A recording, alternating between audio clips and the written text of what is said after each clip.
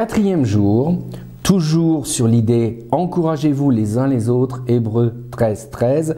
Aujourd'hui, comment concrètement encourager? À tout de suite.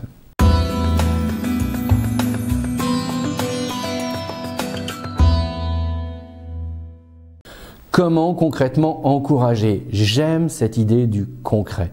Vous savez, je suis très attaché à la règle des 3C, toujours concret, cohérent et crédible. Alors là, je vais vous donner des pistes concrètes, 5 précisément, pour comment passer à l'action pour encourager quelqu'un.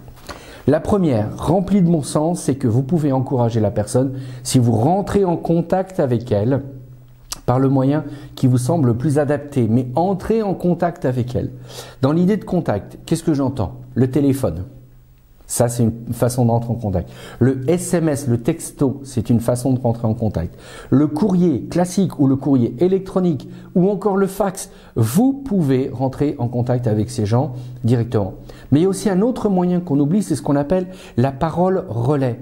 De dire à quelqu'un, transmets-lui de ma part tel message. Ça, c'est la personne relais, la parole relais. Ça, des fois, c'est nécessaire. Ça, c'est l'idée de rentrer en contact. Et puis après, il y a l'idée du présentiel, de manifester une présence à un moment T, mais toujours dans l'idée du contact. Par exemple, envoyer un cadeau.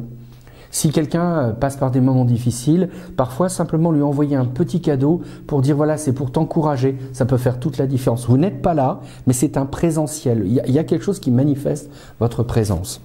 L'autre idée, toujours dans le présentiel, c'est peut-être de partager un repas avec une personne. Parfois, simplement, quand on n'a pas trop le moral, prendre un bon repas, eh ben, ça peut tout changer. Ensuite, aller avec la personne faire une balade à pied, en voiture, en vélo, en moto, en scooter, en trottinette, comme vous voulez. Mais partir faire une balade avec elle, ça peut être aussi terriblement encourageant.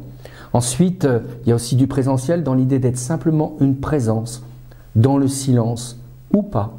Parfois, ça ne sert à rien de parler. On est là, à côté, on laisse la personne aller. Moi, j'ai eu des gens comme ça, j'étais là pendant 1 heure, je ne parlais pas. La seule chose, c'est que je transmettais des mouchoirs pendant que la personne pleurait. Voilà, juste être une présence à ses côtés. Et ensuite, à chaque fois que vous partez du présentiel, il y a aussi l'autre possibilité, c'est d'être présent aux côtés de la personne quand elle va vivre quelque chose de délicat, quelque chose de difficile. Moi, j'ai connu un chef d'entreprise qui malheureusement a vu son entreprise péricliter et il m'a dit voilà, moi j'ai besoin d'un soutien et mon soutien a été d'une présence tellement forte que je l'ai accompagné au tribunal. Donc vous voyez, là c'est être là en présentiel. Donc voilà, la première piste concrète, vous pouvez aider en entrant en contact avec les gens via le moyen qui vous semblera adapté et ensuite de faire du présentiel. Deuxième idée pour concrètement aider les gens, eh bien cette idée à nouveau remplie de bon sens, c'est écouter vraiment et sincèrement sans interpréter ce qui vous est partagé, mais écouter, on appelle ça l'écoute active. Et là, l'écoute active c'est quoi? C'est d'abord écouter sans parti pris. Ensuite écouter sans jugement. Ensuite, écoutez sans parler de soi. Souvent, le problème des gens qui vous parlent, très vite, vous allez pouvoir parler de vous. Ça, c'est pas le bon choix. On ne parle pas de soi. Écoutez sans se faire passer pour la personne qui sait tout. Ça ne sert à rien. Et écoutez sans jamais prendre ce qui est dit de façon personnelle. La personne a besoin de verbaliser. Et là, vous pouvez l'écouter activement, attentivement, mais à nouveau, sans parti pris, sans jugement, sans se faire passer pour la personne qui sait tout, sans parler de soi et sans prendre les choses de façon personnelle. Troisième idée concrète, en laissant la personne vivre et exprimer ses émotions.